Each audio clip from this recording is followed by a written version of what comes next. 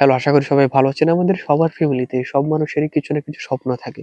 বাস্তবতার কারণে হয়তোবা আমরা অনেক ধরনের কাজ করি অথবা অনেক কিছু করে আমাদের জীবিকা নির্বাহ করি, পরিবার চালাই। কিন্তু বাস্তবিক পক্ষে আমরা সেসব কাজ করলেও আমাদের সবারই একটা আত্মনির্ভরশীল হওয়ার স্বপ্ন অথবা আমাদের অন্য ধরনের কোনো চিন্তা থাকে যে আমার স্বপ্ন এই করা, ওই করা।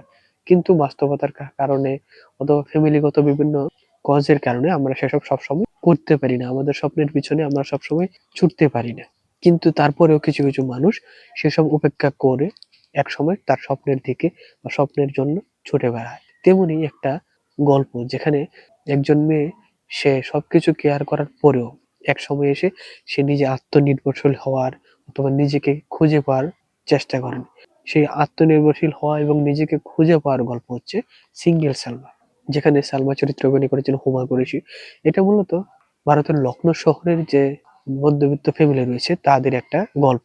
যেখানে লিড ক্যারেক্টার করেছেন হুমা কুরেশি এবং হুমা কুরেশির সাথে সাথে রয়েছে সানি সিং এবং শ্রেয়াস তালপাড়ে। এই সিনেমাটা পরিচালনা করেছেন নচিকেত সামন্ত। এবং এই সিনেমাটা দেখার পরে মনে হয়েছে আমি মোটামুটি একটা ভালো সিনেমা দেখলাম, যেটা আমাদেরই আশপাশের মানুষের গল্প। এবং এই সিনেমাতে আমাদের আশপাশেরই বিভিন্ন আবহাওয়া এবং আমাদের আশপাশের বিভিন্ন মানুষের যেসব ক্যারেক্টার সেগুলার কিছু এক্সাম্পল আমাদের সামনে উপস্থাপনা করেছেন। এবং সিনেমাটা দেখার পরে আমার কাছে মনে হচ্ছে এটা একটা ডিসেন্ট, একবার দেখার মতন সিনেমা।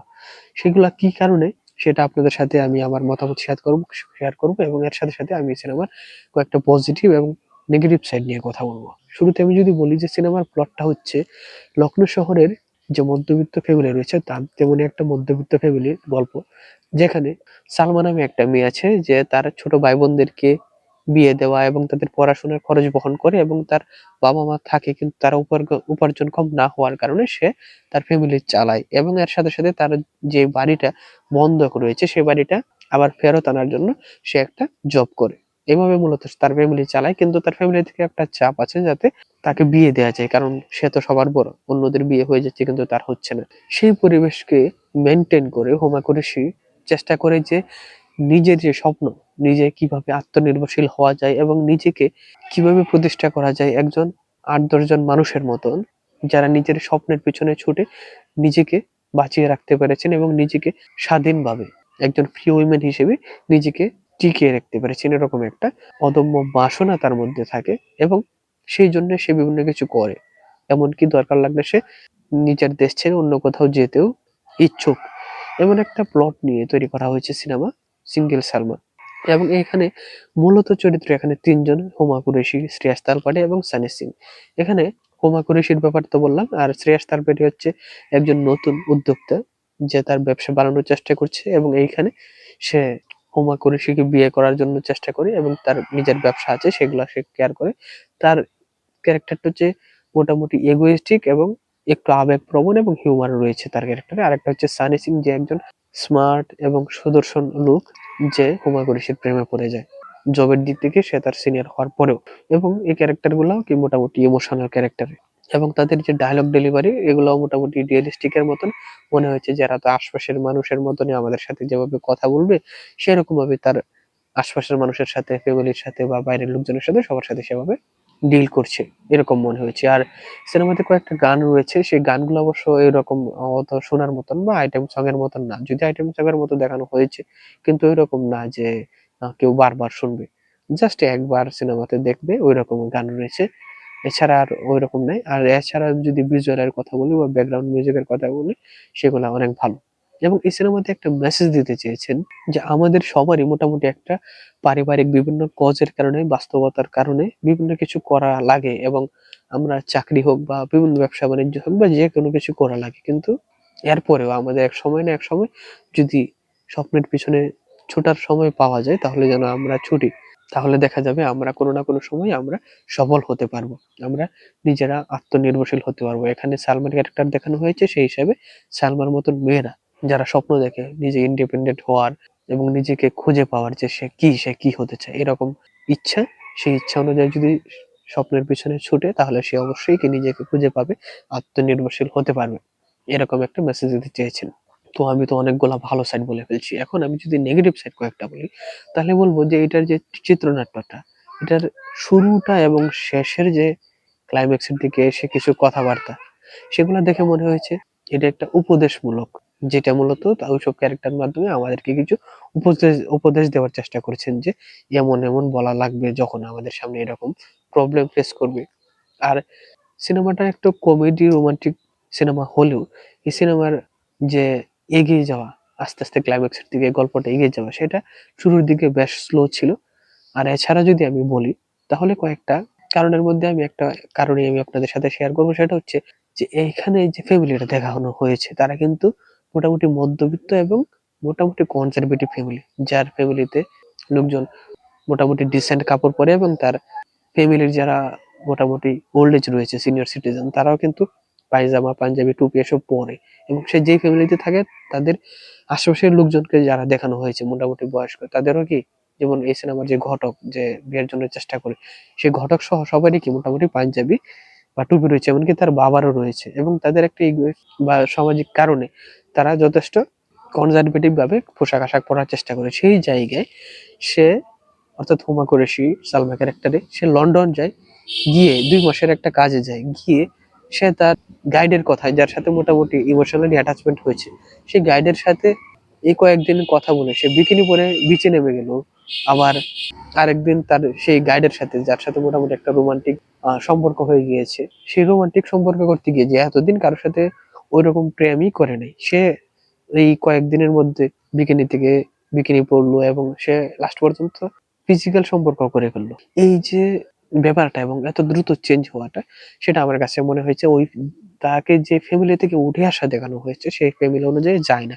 কারণ একটা মানুষ যে সবসময় কনজারভেটিভ ফ্যামিলিতে থেকেছে, সে যতই বলুক সে সাগর পারে ওই বিকিনি পরে যাবে না, অথবা কারোর সাথে যদি ফিজিক্যাল করে তাহলে তার একটা লং টাইম রিলেশন থাকা লাগবে। এছাড়া অল্প কয়েকদিনে অত সহজে আসলে ফিজিক্যাল করার মতন মেন্টালিটি নরমালি মানুষের হওয়ার কথা না, মেয়েদের হওয়ার কথা না। কারণ সে তো এই পরিবেশের সাথে অভ্যস্ত হওয়ার না, সে তো কনজারভেটিভ ফ্যামিলি থেকে এসেছে।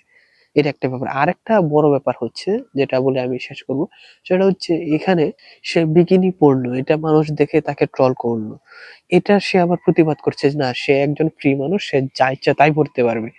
এরকম একটা আমাদেরকে ব্যাপার দেখানোর চেষ্টা করেছে। কিন্তু ব্যাপার হচ্ছে যে প্রথম ব্যাপার হচ্ছে যে আমরা আমাদের কালচারের অনুযায়ী পোশাক আশাক পরি, যেমন আমরা পরি বাংলাদেশের মানুষেরা লুঙ্গি পাইজাবি গেঞ্জি অথবা প্যান্ট শার্ট অনেক কিছু পরি। আবার পাঞ্জাবেরা পরে পাঞ্জাবি পাগড়ি, আবার সৌদি আরবের জুব্বা পরে, আমেরিকানরা পরে প্যান্ট শার্ট কোট এসব।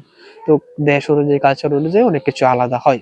সেই জায়গায় মানলাম যে সে ওইখানে গিয়ে বিকিনি পরেই ফেললো। কিন্তু এই যে এখানে আসা, আবার কিন্তু এই যে এখানে লখনৌতে এসে আবার সেগুলার প্রতিবাদ করা যে আমি প্রিয় উইমেন, আমি যা ইচ্ছা তাই পরবো, এটা আসলে বিকিনির পক্ষে একটা সাফাই গাওয়ার মতন। সে বিকিনি পরুক, তার মনে হয়েছে সে লন্ডনে গিয়ে পড়েছে পড়ুক, কিন্তু এই সাফাই গাওয়াটা, এটা আমার কাছে একটু বাড়াবাড়ি মনে হয়েছে। একটা হচ্ছে সে যদি এরকম দেখাতো যে কোনো ওপেন রিলেশনশিপ করা লোক অথবা লিভ টুগেদার করা এরকম একটা লোক, তাহলে একটা কথা ছিল। সে যে ফ্যামিলি থেকে আসছে সেটা তো কনজারভেটিভ ফ্যামিলি, সে যখন এটা পড়লো তারপরে মানুষের সামনে আসার পরে তো সেও ইতস্তত বোধ করার কথা যে আমার আসলে ওইখানে পড়েছি কিন্তু ওটা উচিত হয় নাই অথবা এরকম কিছু।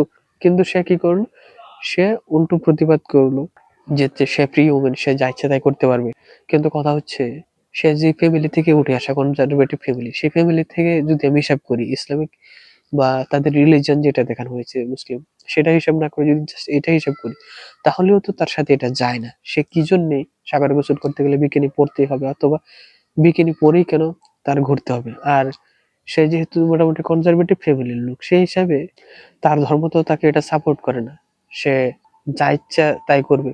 কারণ সে জব করবে, কিন্তু জবের জন্য সে ডিসেন্ট পোশাক পরে যাবে, ভদ্র পোশাক পরে যাবে। কিন্তু তার মানে এই নয় যে সে ফ্রি ওমেন হইতে গিয়ে এগুলা পড়া শুরু করবে। এটা তো তার রিলিজিয়ন তাকে এটা সাপোর্ট করবে না। সুতরাং সে এটা দেখিয়ে, অথবা সিনেমার পরিচালক এই গল্পটা দেখিয়ে এটা ইজি করতে চেয়েছে সমাজে। আরেকটা বিষয় হতে পারে যে ফিজিক্যাল করাটা, এটার মধ্যে যে একটা গিল্টি ফিল করা, সেটাও কি তার মধ্যে দেখিয়েছে। কিন্তু সে গিল্টি ফিল করার পরে কি সেটার জন্য সে শুধরাইছে? শুধরায় না। সে কি আবার ভবঘুরের মতন বের হয়ে গিয়েছে। আরেকটা ব্যাপার আমি লাস্ট বলছি, যে সেটা হচ্ছে যে আমাদের সমাজের সবারই কি নিজের ক্যারিয়ার বা নিজের স্বপ্ন থাকতে পারে। কিন্তু সেই স্বপ্ন বা ক্যারিয়ার করতে গিয়ে কারো যে ফ্যামিলি ছেড়ে গিয়ে এই একাই বাঁচতে হবে অথবা ফ্যামিলি-ট্যামিলি সব দূর সরিয়ে দিয়ে একা ফ্রি জীবন, ইন্ডিপেন্ডেন্ট জীবন করতে হবে। এরকম আসলে কোনো কথা নাই। এরকম যারা করে তারা একসময় দেখা যায় যে কি বিচ্ছিন্ন হয়ে পড়ে। এবং সেটা একটা সময় পার হওয়ার পর বোঝা যায়। তো আমার মনে হয় যে এইখানে পরিচালক এই ব্যাপারগুলো জোর করে দেখিয়েছে। না হয় মানুষ তার স্বপ্নের পেছনে ছুটবে এবং ছোটাটাই স্বাভাবিক। কিন্তু তার জন্য ওই সবকিছু ছেড়ে দিয়ে সিঙ্গেল সালমার মতন তার যেখানে ২ টা জায়গায় বিয়ে করার মতন পাত্র রয়েছে, সে ২ টা জায়গার কাউকেই না ধরে সে ফ্রি ওমেন বা ইন্ডিপেন্ডেন্ট নিজের স্বপ্ন এগুলার পেছনে ছুটতে গিয়ে সে সবকিছুই ছেড়ে গেল, ফ্যামিলি পর্যন্ত ছেড়ে গেল। এইগুলা একটু বাড়াবাড়ি দেখিয়েছে। এগুলা মানুষ নরমালি করে না। এগুলা জোর করে দেখানো। আমার কাছে মনে হয় যে এই ব্যাপারগুলা আমার দর্শক হিসেবে খুব নেগেটিভ মনে হলো। এছাড়া সিনেমাটা যদি আমি বলি যে একবার দেখার মতন একটা সিঙ্গেল সিনেমা। হুমা কুরেশির অভিনীত এর চাইতে ভালো, ভালো সিনেমা রয়েছে যেগুলো আপনারা দেখতে পারেন। এই হচ্ছে কথা। আর ইতিমধ্যে সিনেমাটা যারা দেখে ফেলেছেন তারা আমার সাথে এগ্রি করেন কিনা বা ডিসএগ্রি করেন কিনা সেটা কমেন্টে জানাতে পারেন এবং সিনেমা নিয়ে নতুন, নতুন তথ্য পেতে, আপডেট পেতে এবং রিভিউ পেতে আমাদের সাথেই থাকুন। আজকে তাহলে এ পর্যন্ত। সবাইকে ধন্যবাদ।